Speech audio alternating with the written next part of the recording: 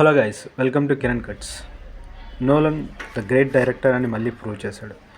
Game of Thrones లాగా ఎవరూ తీయలేరని అనుకున్నా, బట్ నోలన్ చేసి చూపించారు. ఒక యుద్ధం గెలిచిన వీరుడు తన రాజ్యానికి తిరిగి రావడంలో ఎలాంటి యుద్ధం చేశాడు అన్నదే ఒడిసీ కథ. లీనియర్గా ఉన్న స్టోరీని నోలన్ స్టైల్లో చాలా బాగా తీశారు.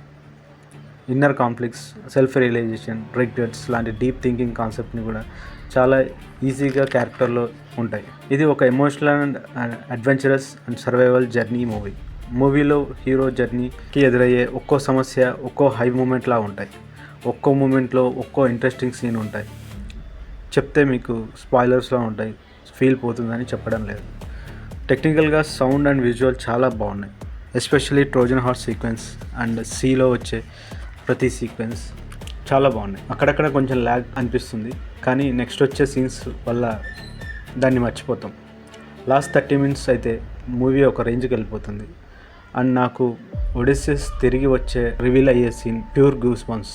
మ్యాట్ డామన్ చాలా న్యాచురల్గా యాక్టింగ్ చేశారు. And Anne Hathaway and Tom Holland వాళ్ళ bond and emotional scenes are very good.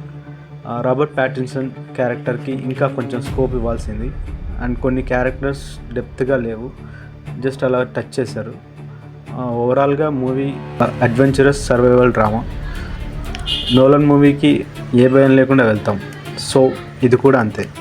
Go and watch it in only big screens. ఇది నా first video, so I hope you like it and support me. Thank you.